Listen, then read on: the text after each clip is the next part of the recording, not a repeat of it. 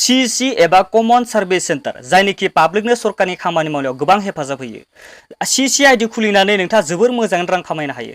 नाथाय नोंथाङा मालाबा आन्दाज खालामदोंना सक एबा टाउनफोराव खायसे अनलाइन कम्पिउटार दखानफोराव गिदिर हांखोजों लिरनाय नुगोन साइनबर्डआव कमन सार्भिस सेन्टार एबा CSC लिरनाय नुगोन। अब्ला नोंथाङा बेखौनो बुजिदो बेनो CSC होननानै। बै CSC सेन्टाराव जोंनि जिउआव गोनांथार जानाय गोबां खामानिफोर सानफ्रोमबो जाबाय थायो। एबा CSC आइडि नोंथाङा खुलिनो हायोब्ला नोंथाङा बेयावनो लाइभ दानो हाखाबाय।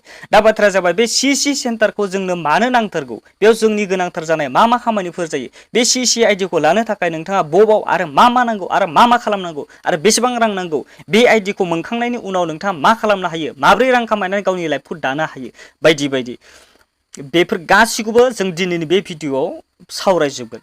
बिदिब्ला लोगोफोर आङो बिश्व, नोंथाङा दा नायगासिनो मौसुमि राजा इउटुब चेनेलाव। बिदिब्ला थुदो जागायदिनोसै।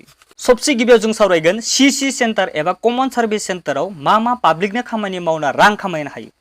रेशन कार्डनिफ्राय जागायनानै birth certificate, death certificate, Kisan credit card, voter card, bank account, PAN card, Aadhaar कार्डजों रां दिहुननाय, गुबुन हादराव थांनो हाग्रा card, passport, rail ticket, flight ticket, Aadhaar कार्डजों सोमोन्दो थानाय खामानिफोर, सरकारनि गोबां खामानिफोरखौ बेयाव बानायनो हानाय जायो। बेफोरखौ नोङो पाब्लिक एबा कास्टमारनो मावना होनानै रां खामायबाय थानो हायो। पान कार्ड, पासपर्ट बायदिफोरखौ नोंथाङाबो नोंनि मबाइल एबा कम्पिउटारावनो एप्लाइ खालामनो हागोन। नाथाय बे कार्डआ मालाबाबो नोंथांसिम सफैया एबा जाया जुदि नों CSC सेन्टाराव थांना बानायहैयोब्ला बियो जाखागोन। गुबै बाथ्राया बेनोदि CSC सेन्टाराव सरकारनि अनलाइन खामानिफोर एप्लाइ खालामनाय जायो। सोरखारनि माने बेफोरनो जेरै PAN card, voter card, ration card etcetera, नाथाय बायदि नाथाय बबेबा कलेजनि एग्जामनि अनलाइन खालामनाय बा साख्रिनि अनलाइन एप्लाइ खालामनाय बायदि बेफोर खामानियाव गोग्लैया। CSC सेन्टारा गासैबो खामानिखौनो कमप्लिट मावजोबनो हायो।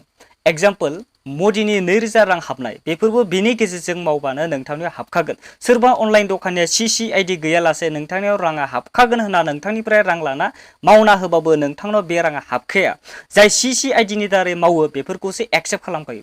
नाथाय CSC आइडि लाना नोंथाङा 2 नाम्बार एबा गाज्रि खामानियाव अनलाइनाव मावनो हानाय नङा। गाज्रि खामानि मावब्ला नोंथांनि आइडिखौ दानना होनाय जायो। आं माबा मोनसे अनलाइन खालामबाय अब्ला आंखौ रावबो सिनाया, नाथाय CSC आइडिनि दारै खालामब्ला आंखौ हमना मोनखायो। मानोना CSC आइडि बानायनायावनो आंनि गासै डिटेल्स, मुं, गामि, लकेसन बायदि लाखाजोबखानाय जायो, जायनि जाउनाव आंखौ हमना मोनखायो। थिग बेनिखायनो नोंथांखौ सोरखारा सिनायखायो एबा मिथिखायो।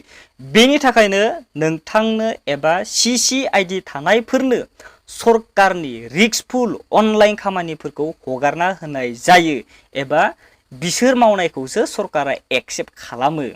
आधार कार्ड बानायग्रा जानो थाखायबो नोंथाङा बे CSC आइडिखौ कम्पालसरि बानायग्रोना लाथारनांगोन। बेफोरबायदिनो नोंथाङा अनलाइन खालामनानै गोबां रां खामायनो हायो। नैथियाव सावरायगोन CSC आइडि लानो थाखाय नोंथांनियाव मा थानांगोन। नोंथाङा खमैनो थाखो 10 सिम फरायनाय जाथारनांगोन। नैथियाव कम्पिउटार दांनो रोंनाय जाथारनांगोन। थामथियाव नोंथाङा आधार कार्ड थाथारनांगोन आरो नोंथांनि इमेल आरो मबाइल नाम्बार मोननैबो आधार कार्डआव थाथारनांगोन। इमेलल' थाबाल' जानाय नङा बा मबाइल नाम्बारल' थाबाय जानाय नङा। मबाइल नाम्बार आरो इमेल मोननैबो आधार कार्डआव हाबना थाथारनांगोन। नोंथाङा कम्पिउटाराव अनलाइन दखान खिथिनो हाथारनांगोन। कम्पिउटार एबा लेपटप थाथारनांगोन। कालार प्रिन्टार थाथारनांगोन, जेरावनोखि स्केनारबो प्रिन्टबो जेरक्सबो खालामनो हानाय। बेंक एकाउन्ट थाथारनांगोन। पान कार्ड थाथारनांगोन। पान कार्ड आरो आधार कार्डजों नामा सेम टु सेम जानांगोन, मोनसेबो गुबुन स्पेलिं थानो मोननाय नङा। नोंथांनि लकेसन होनांगोन। फिंगार प्रिन्ट थाथारनांगोन। पावार बेकआप एबा जेरै इनभार्टार बा जेनेरेटर थानांगोन आरो नोंथांनि लोगोआव इन्टारनेट कानेक्सनबो थाथारनांगोन। बेफोर गासैबो नोंथांनाव थाब्लासो नों CSC आइडिखौ एप्लाइ खालामनो हागोन। थामथियाव सावरायगोन CSC आइडिखौ बहा एप्लाइ खालामो।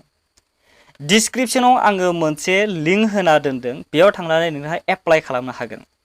2020 मायथाइयाव गोदान नेम जाबायदि नोंथाङा CSC आइडि एप्लाइ खालामनायाव एक्सट्रा TEC सार्टिफिकेट लाग्रोनांगौ जायो, अब्लासो CSC आइडिनि थाखाय अनलाइन एप्लाइ खालामनो हागोन।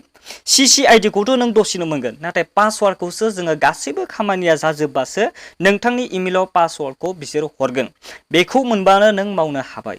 खमैनो बे खामानिया गासैबो कमप्लिट जाजोबनो थाखाय फ्राय 3 मान्थखौनो नांखागौ।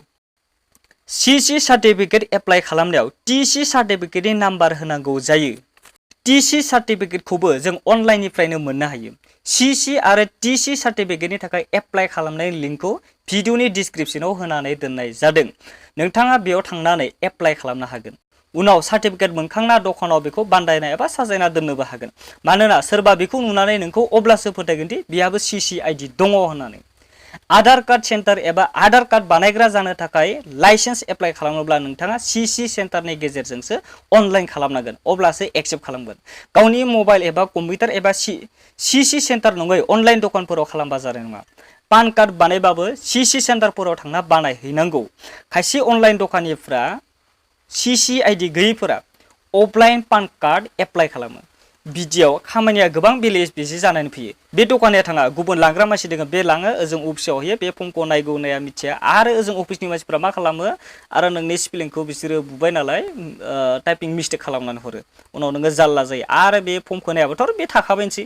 जुदि नोङो CC ID नि दारै थाङो बा बे CC सेन्टार बे दखानाव थांनानै नों अनलाइन खालामहैब्ला बे अनलाइनसो नालाय बिसिनि डाइरेक्ट अफिसाव लोगो लोगो मोनहैखाबाय, बेयाव जा लिरना हरदो बिदिनो जाखाबाय। बेखायनो CC सेन्टाराव पान कार्ड खालामनाया मालाबाबो फेलें जाखायो। थिग बेबायदिनो जोङो CC सेन्टार खुलिनानै गोबां रां खामायनो हायो। बेबायदिनो दिनैनि भिडिअआ जोबनानै थांबाय। भिडिअखौ जोबजासिम नायनो थाखाय नोंथांसिम थेंक्स फर वाचिं।